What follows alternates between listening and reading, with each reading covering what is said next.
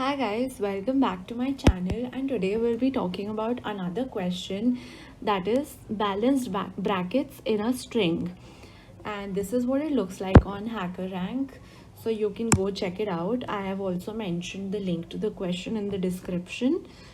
So let's now get to the explanation, and I have a bunch of examples here for better understanding. So let's have a look at all of them. So the first line of input will be the number of test cases we want the code to run for. So let's see.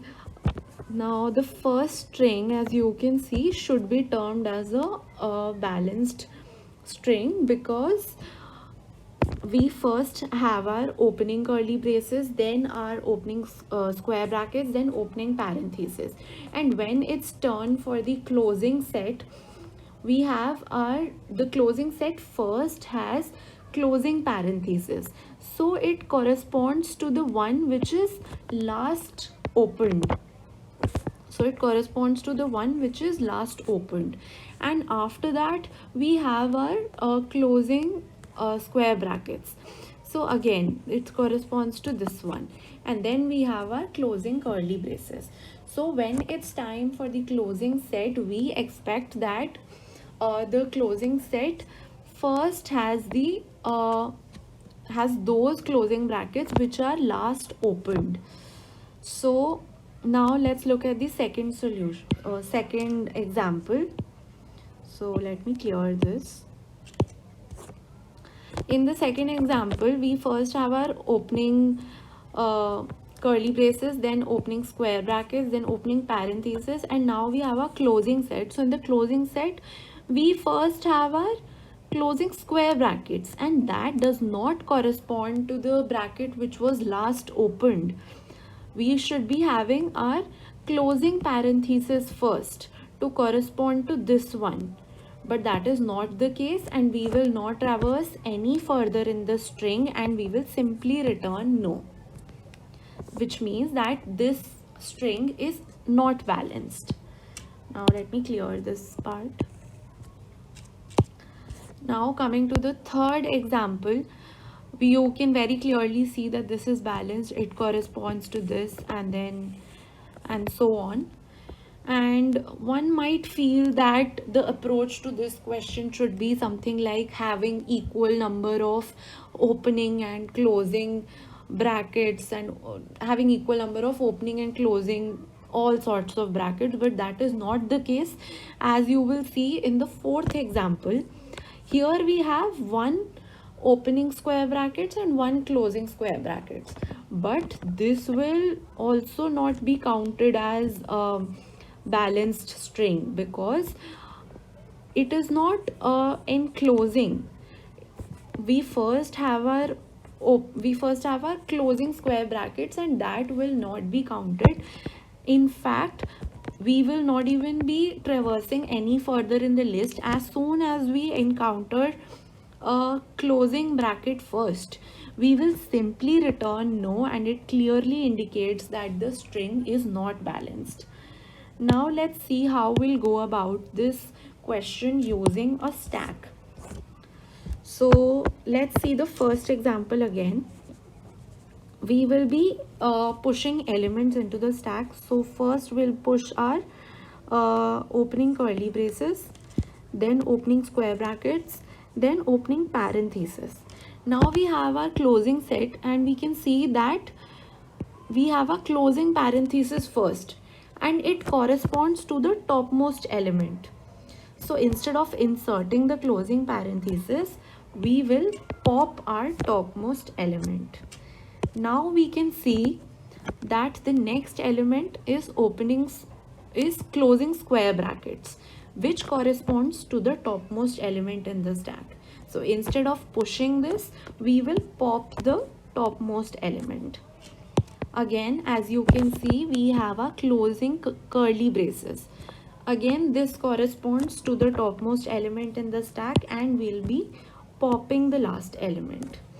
And as you can see, the stack is now empty, and once it is empty in the end, we we are sure that the string is balanced, and we can return yes. Yes indicates that the string is balanced. Now let's get to our second example.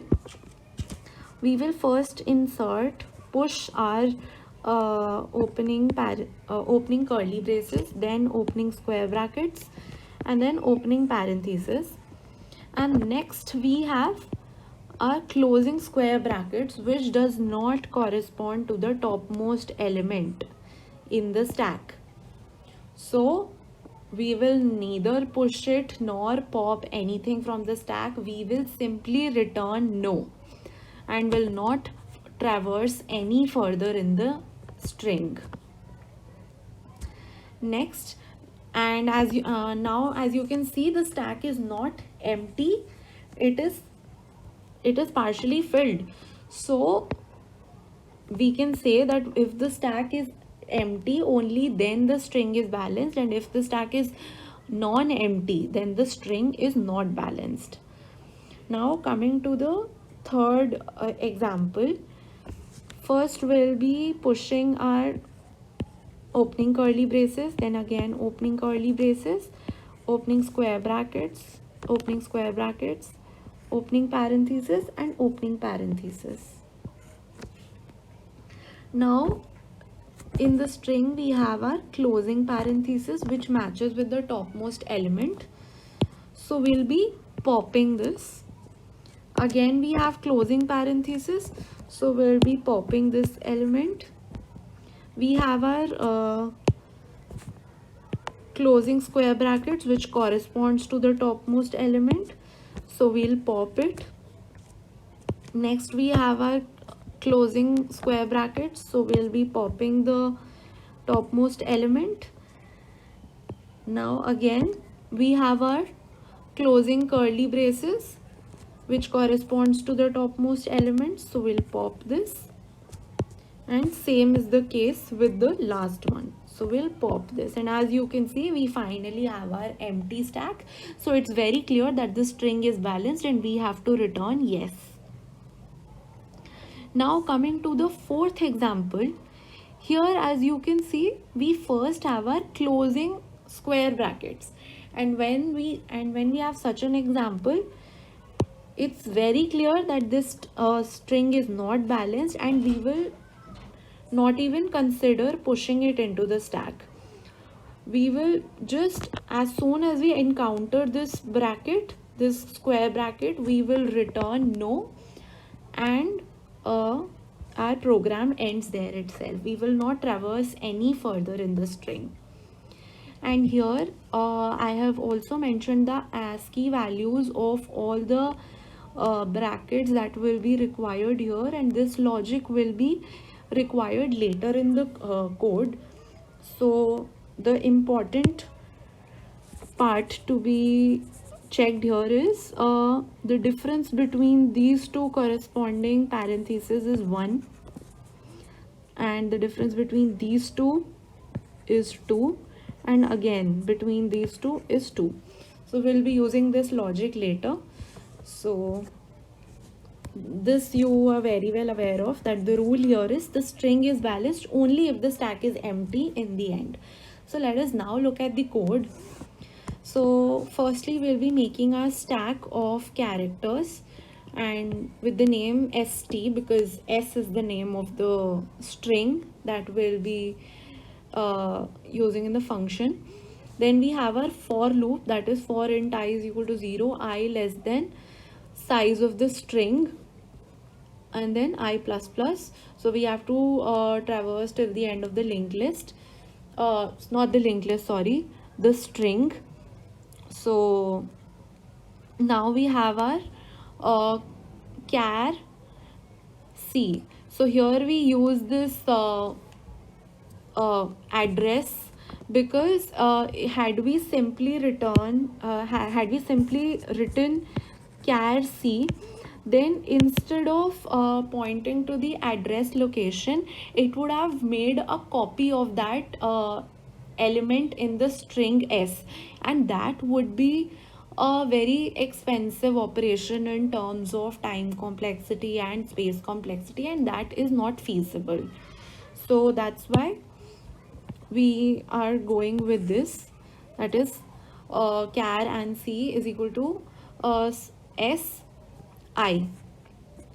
So if c equals opening curly braces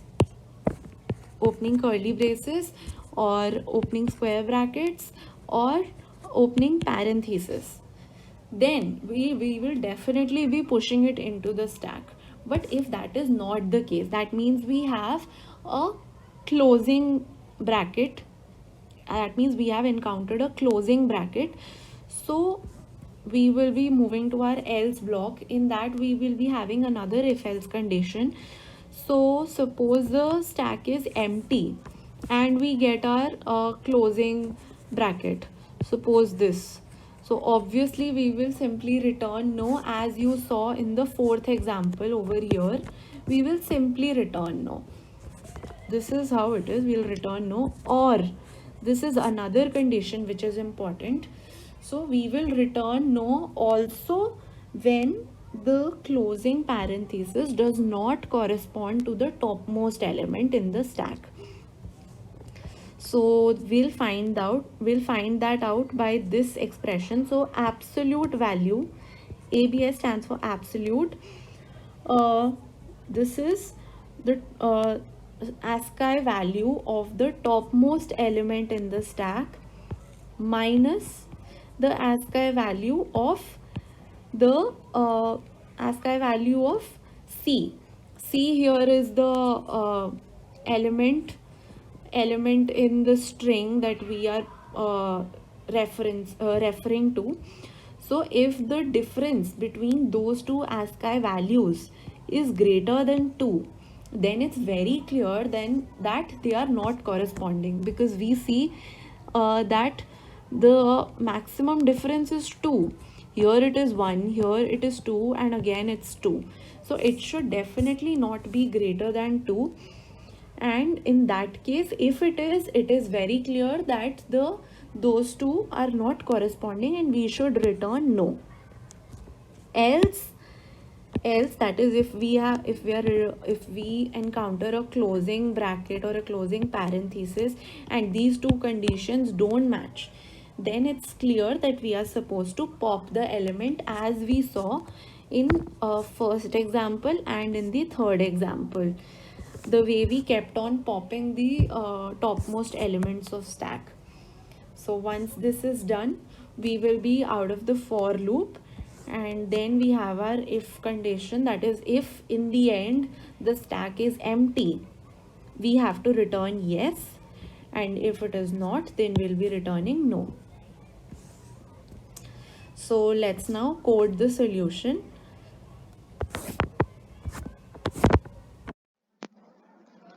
So let's now code the solution.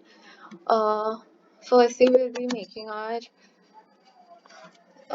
stack of characters.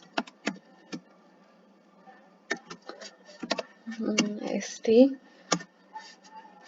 for int I is equal to 0, I less than s dot size I plus plus. Then we have char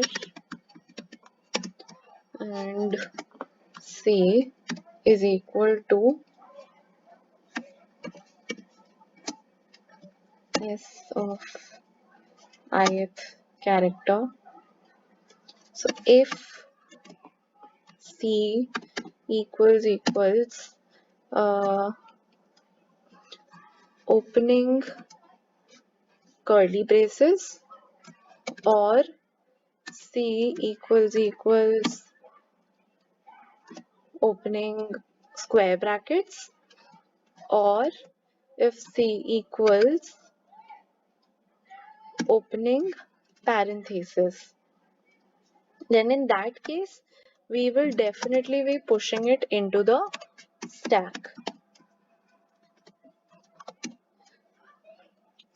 But if that is not the case, that is, we encounter a closing bracket, any closing bracket, then we'll be having our if else condition in this. So if stack is empty,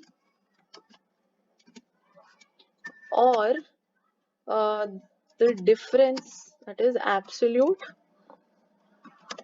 stack dot top, that is the topmost element, minus C is greater than 2. In that case, we return no, else we will be popping the topmost element in the stack, as we discussed earlier. So once we are out of our for loop, we have our if condition, that is if stack is empty, we return yes, else we return no, return no. So let's now run this code.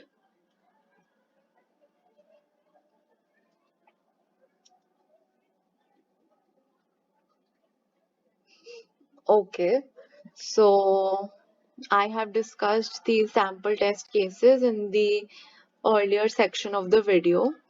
So this is my output, yes, no, and yes, and that is what is expected.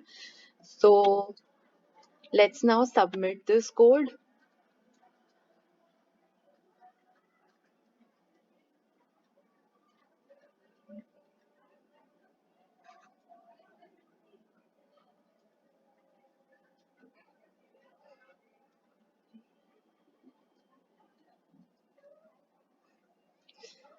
So great. So this has passed all the test cases, and I hope you liked this video, and I hope this was useful to you. Thank you so much for watching.